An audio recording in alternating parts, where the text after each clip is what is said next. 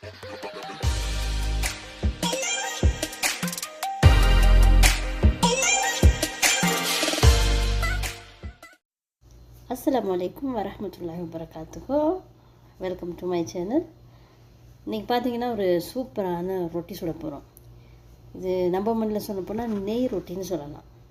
ரொம்ப டேஸ்ட்டாக இருக்குங்க, ரொம்ப ஈஸியாகவும் சமைக்கலாம்.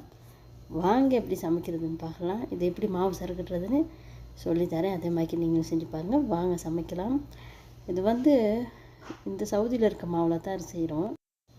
கோதுமை மாவை வச்சு செய்யலான்னு நினைக்கிறேன். பாருங்கள், இந்த அளவுக்கு இதுக்கு இந்த மாவுக்கு ஒன்றுமே போட தேவையில்லை. உப்பு மட்டும் கொஞ்சம் போட்டுக்கிட்டிங்கன்னா சரி. இந்த மாவு இப்போ நான் காட்டினேன் இல்லையா, அதே பதத்துக்கு பிணைஞ்சு எடுத்துக்கோங்க. உப்பும் தண்ணியும் மட்டும் போட்டு பிணைஞ்சு எடுத்துக்கிட்டு வெங்காயம் நெய் போட்டு வெங்காயத்தை வதக்கி வச்சுக்கிட்டு அதுக்கப்புறம் இந்த பாருங்கள் சட்டியை சூடாக்கி, சட்டி ரொம்ப சூடாகக்கூடாது. சாதாரணமாக சூடாகும்போது இந்த மாய்க்காய் ஒரு கை மாவடி போட்டு அதை மெதுவாக அப்படி பெரட்டி, இந்த முன்ன வீடியோவில் பார்த்துருப்பீங்களே, பாருங்கள் நான் எப்படி செய்கிறேன்ட்டு.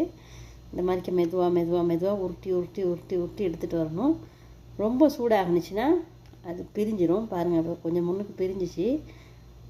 அது ரொம்ப சூடாக இருக்கனால ரொம்ப சூடாகிறதுக்கு முன்னுக்கே நம்ம தட்டி எடுத்துடணும், உருட்டி எடுத்துட்டு மீதி மாவை எடுத்து பக்கத்தில் போட்டுக்கோங்க. கொஞ்சம் மெதுவாக தான் உருட்டி எடுக்கணும். ஏன்னா நம்ம பிணையிற அந்த பிணைஞ்ச மாவு சட்டியில் ஒட்டி தட்டையில் ஒட்டி காயணும்.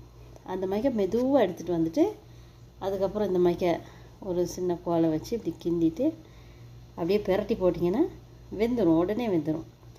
ரொம்ப நேரம் வேக வைக்க தேவையில்லை. பார்த்திங்கன்னா சூப்பராக வெந்திருக்குது. இதுக்கு நீங்கள் எண்ணெயெல்லாம் பூசக்கூடாது. தட்டிக்கு எண்ணெய் பூசுனீங்கன்னா நீங்கள் இப்படி தள்ளும் போதே மாவை அது கலண்டுக்கிட்டு வந்துடும். எண்ணெய் பூசாமல் வெறும் சட்டியை தான் நீங்கள் வைக்கணும். பார்த்திங்களா, சூப்பராக வெந்திருக்கு. வெந்ததுக்கப்புறம் இந்த பெரட்டி வச்சுருக்கிற நெய்யையும் வெங்காயத்தையும் போட்டு இப்படி மடித்து எடுத்து நம்ம சட்டியில் எதில் சரி போட்டு மூடி வைக்கிறோம்னா, இங்கே ஆஃபிதாக இருக்குது, அதில் போட்டு மூடி வச்சுருக்கோம்.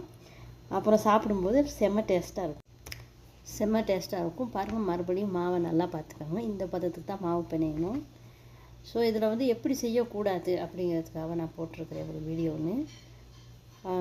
இந்த ரொட்டியை சுடும்போது அனல் அதிகமாக வைக்கக்கூடாது. இந்த ரொட்டி மட்டும் எந்த ரொட்டி நீங்கள் சுட்டாலும் அதிகமாக அனல் வைக்காதீங்க. பாருங்கள், நான் செய்கிற ரொட்டி அப்படியே மேலாக வந்துடும். ஏன்னா அது அதிகமாக அனல் இருக்கனால சரியான முறையில் செய்ய முடியல, பார்த்தீங்களா. அதனால் நீங்கள் அனலை குறைச்சி வச்சே ரொட்டி சுடுங்க. அனல் குறைச்சி வைக்கும்போது தான் நம்மளுக்கு அதாவது ரொம்ப அனலுமே இல்லை, கணக்கான அனல்.